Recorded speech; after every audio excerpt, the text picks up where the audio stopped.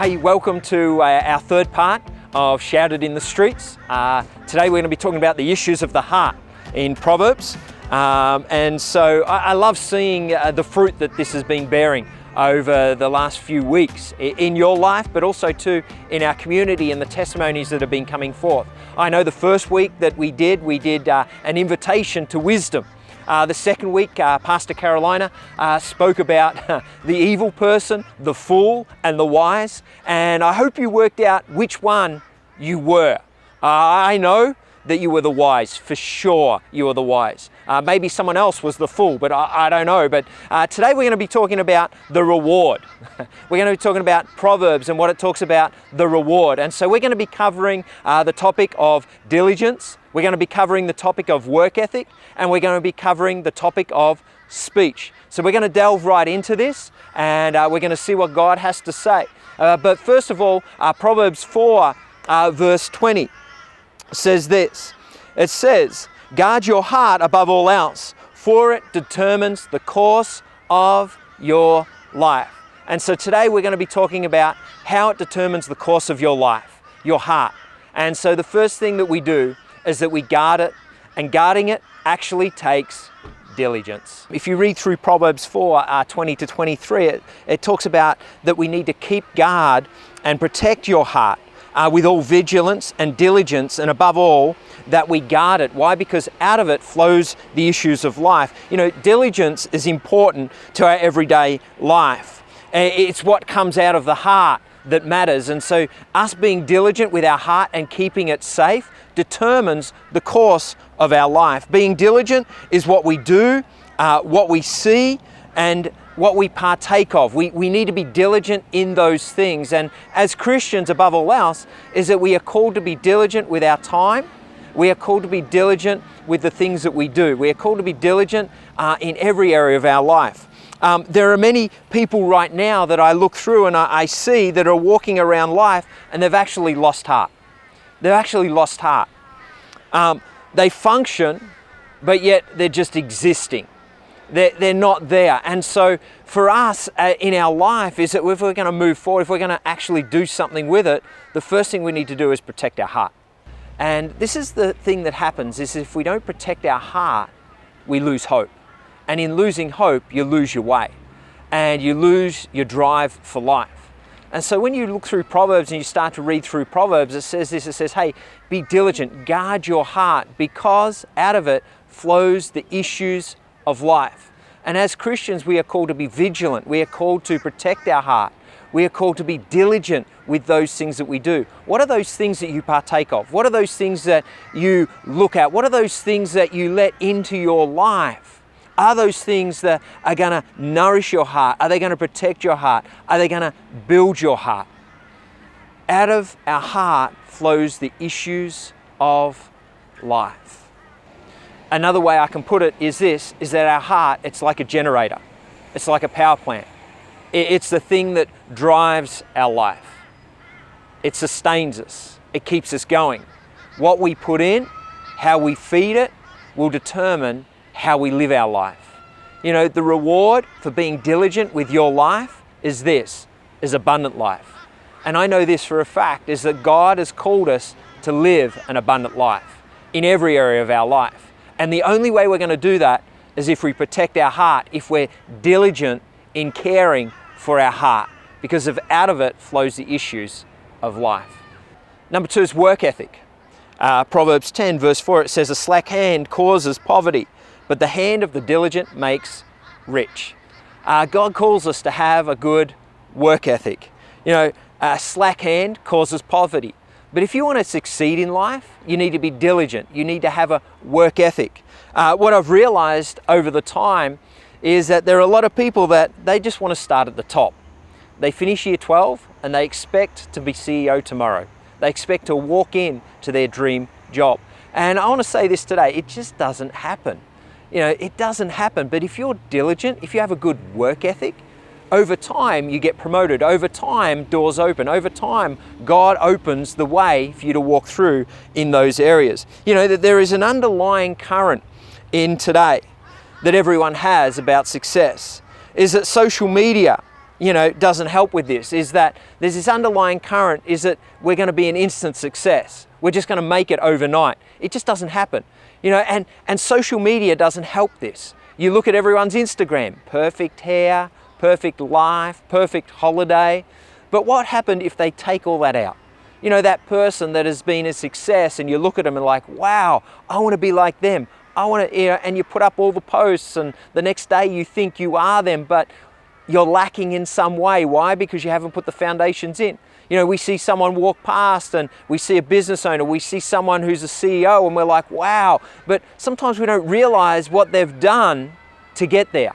There are a lot of people that want to have what I have, they want to do what I do, but at the end of the day, they're not willing to pay the price to get there. Are you willing to pay the price? Proverbs says, hey, listen, be diligent in those areas, be diligent. And then one day, and I believe this, is that one day you will get there if you're diligent, if you have a great work ethic. You don't see the late nights that these people have put in. You don't see the weekends. You don't see the tears. You don't see the setbacks. You don't see the no's that they've received over the years. You think that, it just takes one night. But friend, I want to tell you today, it takes years. But God calls us to have a work ethic. I've worked this out, that work ethic actually starts in the heart.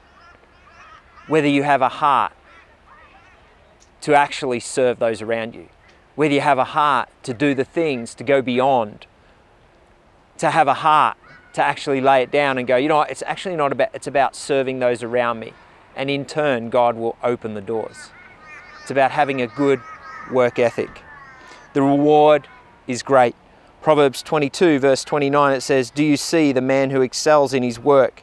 He stands before kings. He will not stand before the unknown men. If you have a great work ethic, if you're diligent in every area of your life, if you keep your heart pure, you will stand before kings. You will stand before great men. The doors will be opened, but it takes time. It takes diligence. It takes going the extra mile in every area of your life. The reward is great. The third thing we need to protect is our speech. Do you realize that your speech actually creates the world that you live in? Proverbs 21 verse 23 says this, it says, whoever guards his mouth and tongue keeps his soul from troubles. Whoever guards his mouth and tongue keeps his soul from trouble. I don't know about you, but our speech, my speech, the way I speak, creates my world. Your speech creates your world and the world in which you live. Do you live in a world of worry and doubt, or do you live in a world of faith and possibilities? If you read through Proverbs, it calls us to live in a realm of faith and possibility. It calls us to live in a realm where we're creating a world that is just bigger than ourselves. If you think about creation right now, what did God do? He spoke the world into being. And us too, we have the ability to create the world in which we live, and you create that through your speech. Speech is so powerful. I don't even know if you've thought about what actually comes out of your mouth and how it affects your world, how it affects those around you. Do you realize that your speech can bring healing to others? Proverbs 12 verse 18 says this, the words of the reckless pierce like a sword, but the tongue of the wise brings healing. Do you realize your speech right now, how you speak to others, can either lift them up or bring them down, can either bring division or bring healing? How you speak to others not only creates your world, but also creates their world. It can bring healing or it can bring division. Do you realize that your speech can bring instruction? It can bring correction. It can bring hope. Proverbs 16:21 says this, the wise in heart, hear that again, the wise in heart are called discerning and gracious, and they promote words of instruction. They promote words of instruction. They're kind and they're gracious. And it all comes from the heart. It all comes from the heart. Jesus puts it this way: for out of the abundance of the heart, the mouth speaks. What do you speak today? What are those words are you creating today? Not just words, but what worlds are you creating today? Parents, what is the world that you're creating for your kids right now? Is it a world of hope? Is it a world of possibility, or is it of doubt and fear? Today, what is your speech doing? Is it lifting those around you up, or is it pulling them down? The great reward, the reward of speech, the reward of a diligent heart is life, and life abundant. Today, friend, out of the issues of the heart, the mouth speaks. The reward of our speech is this, is that you create the world that you live in. You create the world that you live in. It's in the palm of your hand right now. What world do you want to live in? What world do you want to create? So today, as we've looked over heart issues, as we've looked over how to be diligent, how to have a great work ethic, how to create our world with our speech, I want to challenge you today. What areas in your life right now are you protecting your heart in? How are you feeding your heart? Because out of it flows the issues of life. Read through the Proverbs. Meditate upon the Proverbs. Put those things in. See how it creates your world. And today I pray that as you protect your heart, that God would move through your heart. Because that's how He moves. He moves through our heart. And as He moves through our heart, we'll create the world that He wants us to live in. Hey, thanks for joining us with Shouted in the Streets. Next week's our last part of the series as we wrap this up. But if you're not connected in one of our life groups, online groups, make sure you get connected in some way. Click the link below and someone will contact you. But also too, stay tuned now because we're going to go into a testimony of what God is doing in someone's life. And I pray that it blesses you as it's blessed our life and blessed their life and what God has done in them. Thank you. Hello, so excited to share a story with you guys of what has happened during this crazy COVID times.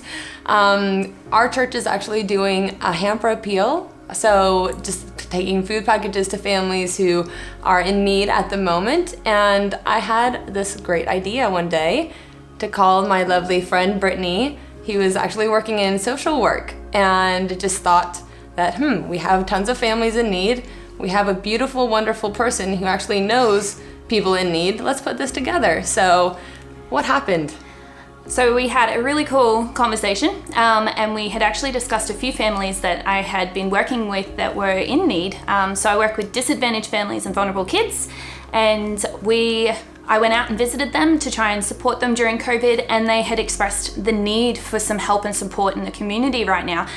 They were isolated, couldn't get groceries, and there was no family supports or any other sort of support around them. So I reached back out to City Point Care Team, and it was actually Emily that was able to take out the hamper to the family we had discussed weeks prior. Yeah, and it was so fun delivering the package too. It was so fun. I was able to take along a little helper with me, and we just prayed prior to going and delivering the package, and just already so filled with joy just from that. And yeah, they were just a lovely family. We're able to help out a little bit. So it really just to show that wherever you are, whatever situation you're in, it's always good to go out and do some acts of kindness. Yeah, and the best part that we didn't know about was that God had been working over this family for ages behind the scenes. They have a history with God, a history with church, and their teenagers have a history with the youth community. And with this hamper, it wasn't just a hamper, it wasn't the physical means that went out to them, it was the love, it was the conversation, it was God touching over this entire situation. And we were able to open back up that conversation about God and church, and that teenager is linked back in with our youth community. So good. Yeah. Yeah, that's awesome. So yeah, just want to encourage you wherever you're at, you always have the opportunity to share God's love. So have fun.